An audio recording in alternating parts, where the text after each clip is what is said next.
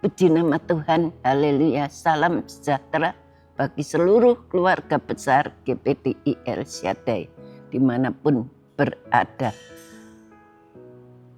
Resilient, saya tangguh di dalam Tuhan. Biarlah kita tetap tangguh di dalam Tuhan. Kita sama-sama akan merenungkan firman Tuhan yang terdapat di dalam Hakim-Hakim pasal 20 dan 21. Karena terlalu panjang, jadi saya tidak akan membaca, nanti ada ayat-ayat yang akan saya baca.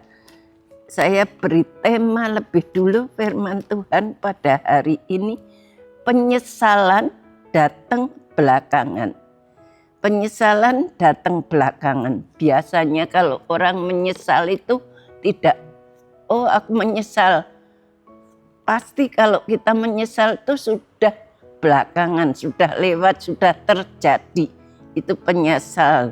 Penyesalan selalu datang belakangan, istilahnya nasi sudah menjadi bubur. Itulah yang terjadi atas bangsa Israel. Kita melihat perjalanan bangsa Israel dalam kitab Hakim-Hakim ini, mereka dipimpin oleh hakim-hakim. Di saat mereka dipimpin oleh hakim-hakim, mereka hidup benar, mereka setia lagi kepada Tuhan. Tapi pada waktu hakim yang satu meninggal, tidak ada hakim lagi, mereka berbuat dosa lagi yang lebih keji. Dan selanjutnya sampai ada beberapa hakim, mereka sudah dipimpin mereka. Di saat ada hakim yang memimpin mereka hidup benar, mereka hidup takut kepada Tuhan. Tapi begitu hakim meninggal, maka tidak ada hakim, mereka berbuat sesuka hatinya. Kalau kita membaca pasal 21 ayat yang ke-25, dikatakan pada zaman itu tidak ada raja di antara orang Israel. Setiap orang berbuat apa yang benar menurut pandangannya sendiri. Pada waktu itu tidak ada raja. Dalam kitab Hakim-Hakim ini tidak ada raja yang memimpin bangsa Israel.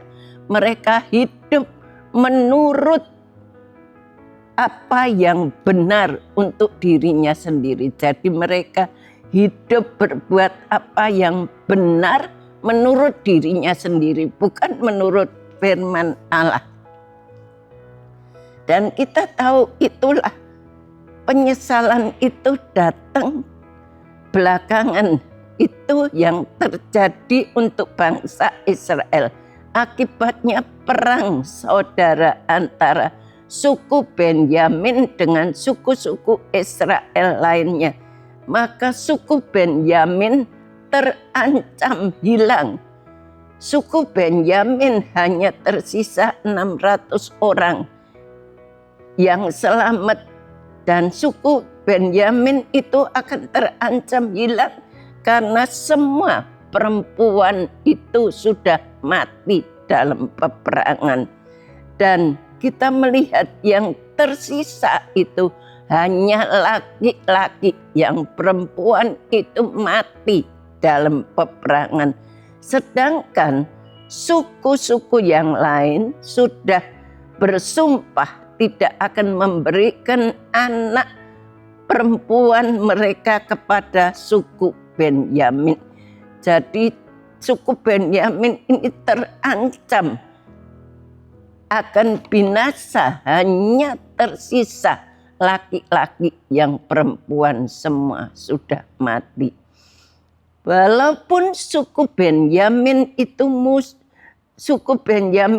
musuh dalam perang tersebut, tetapi mereka tetap saudara. Jadi suku Benyamin dengan Israel itu tetap saudara. Mereka tetap mengasihi dan tidak mau suku Benyamin itu hilang. Tidak ingin kalau suku Benyamin itu hilang karena tidak ada wanita di suku Benyamin yang masih memberi keturunan untuk meneruskan generasi mereka. Mereka tidak ingin kalau suku Benyamin itu hilang. Seharusnya hal tersebut tidak akan terjadi apabila mereka bertanya lebih dulu kepada Tuhan. Mereka seharusnya itu berdoa lebih dulu. Segala sesuatu itu mereka minta petunjuk kepada Tuhan. Tapi bangsa Israel itu lupa. Mereka tidak minta petunjuk dari Tuhan yang harus mereka lakukan. Perang saudara pasti tidak akan terjadi kalau mereka minta petunjuk dari Tuhan. Tuhan pasti akan memberikan jalan keluar dari masalah mereka. Jadi di saat-saat bangsa Israel menghadapi masalah peperangan, sebetulnya mereka tidak akan mengalami itu kalau mereka bertanya lebih dulu kepada Tuhan. Kalau mereka berdoa lebih dulu kepada Tuhan. Di dalam Yesaya dikatakan, Yesaya pasal yang ke-56. Yesaya pasal 55 ayat 6 dikatakan, carilah Tuhan selama ia berkenan ditemui. Berserulah kepadanya selama ia dekat. Cari Tuhan selama ia bisa kita temui dan berdoa selama ia dekat. Dalam kita menghadapi masalah apapun juga, senjata kita adalah doa dan iman untuk menangkis semua musuh, untuk menghadapi peperangan yang ada di depan kita. Perisai kita adalah iman kepada Tuhan. Itu yang akan memberikan kekuatan. Kita berdoa dengan iman, dengan segenap hati.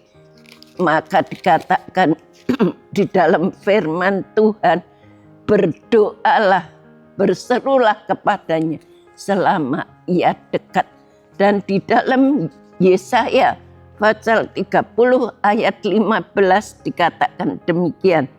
Sebab beginilah firman Tuhan Allah yang Maha Kudus, Allah Israel. Dengan bertobat dan tinggal diam, kamu akan diselamatkan. Dan dalam tinggal tenang dan percaya terletak kekuatanmu. Kalau kita tinggal tenang, artinya tinggal tenang itu kita duduk diam di kaki Tuhan. Itu adalah keselamatan kita. Itu adalah kekuatan kita. Tinggal tenang dan percaya kepada Tuhan. Itu letak kekuatan kita, orang-orang yang percaya. Kita percaya, kita punya perisai iman kepada Tuhan. Maka kita sanggup mengatasi segala perkara yang ada di depan kita. Apapun masalahnya, apapun tantangannya, kita percaya peperangan itu boleh datang. Tapi kita punya tameng, yaitu perisai iman yang akan memberikan kemenangan. Dan kita duduk diam di kaki Tuhan, berdoa dengan iman kepada Tuhan. Segala sesuatu pasti akan Tuhan bukakan jalan. Bertanyalah kepada Tuhan dalam doa. Cari wajah Tuhan dan kehendaknya. Kita berdoa, kita cari wajah Tuhan. Sampai kita ketemu wajah Tuhan dan kita berdoa. Jangan bertindak sendiri. Kalau belum jelas apa yang akan kita lakukan, jangan bertindak sendiri, tapi kita minta tuntunan, bimbingan daripada Tuhan. Sebab bisa terjadi karena keinginan atau kehendak kita yang terjadi. Sebab itu kita minta pimpinan bimbingan Tuhan supaya rencana Tuhan yang terbaik itu terjadi di dalam kehidupan kita, dalam segala sesuatu. Gunakanlah iman, perisai iman untuk menangkis setiap tantangan di dalam hidup ini. Dan saya yakin Tuhan pasti akan memberikan kemenangan dan pertolongan. Jangan sampai kita menyesal sesudah kita belakangan mengalami hal-hal yang tragis, kita menyesal. Itu sudah terlambat. Tapi kita percaya segala sesuatu kalau kita berdoa, bertanya kepada Tuhan, minta kekuatan Tuhan dengan iman, maka kita akan mampu mengatasi setiap tantangan dan masalah yang terjadi di depan kita. Sekian, kita terima kasih telah mengikuti Renungan 79. Kiranya dapat menjadi berkat kita semuanya. Bapak, Ibu, Saudara yang ingin didoakan untuk pokok doa tertentu, menceritakan kesaksian, baik mujizat, kesembuhan, pemulihan, masalah keluarga, dan lain-lain, dapat disalurkan melalui cas WhatsApp di nomor 081327420088. Mari kita sama-sama berdoa. Kami mengucapkan syukur kepadamu Tuhan buat firman-Mu. Seringkali Tuhan, apa yang kami lakukan, kesalahan-kesalahan itu kami menyesal di belakangan. Firman-Mu mengajar pada hari ini di dalam segala sesuatu. Biarlah kami bertanya-tanya kepadamu, berdoa, minta bimbingan daripada Roh Kudus yang akan selalu memberi kekuatan kepada kami, meluruskan jalan hidup kami. Ampuni segala dosa kesalahan kami ya Tuhan. Terima kasih Engkau tolong seluruh keluarga besar GPDI El Shaddai dimanapun berada, berkati mereka dalam usaha pekerjaan mereka. Tuhan selalu menyertai. Terima kasih Tuhan. Kami tidak lupa mendoakan Ibu Gembala kami, Susan Malino. Tuhan Kau lawati beliau, beri kekuatan, beri kesehatan, beri hikmat yang bertambah-tambah. Singkapkan setiap rahasia firman-Mu. Biar firman-Mu itu selalu menjadi rema, menjadi satu kekuatan untuk seluruh keluarga besar GPDI El Shaddai yang mendengarnya Tuhan. Engkau nyatakan kehendak-Mu supaya keluarga besar GPDI El Shaddai ini boleh dibimbing ke jalan Engkau yang benar. Terima kasih, beri kekuatan, kesehatan kepada Ibu Gembala kami, juga kepada seluruh multimedia yang sudah melayani kami. Tuhan berkati mereka, balas mereka dengan limpah-limpah. Tuhan dalam usia mereka yang masih muda, mereka sudah korbankan untuk melayani Engkau. Balas mereka, berkati mereka Tuhan. Engkau selalu nyatakan kuasa, masa depan mereka ada di dalam tangan-Mu. Engkau memberkati. Terima kasih Tuhan. Terima kasih, kami bersyukur. Segala hormat pujian kami naikkan kepadamu.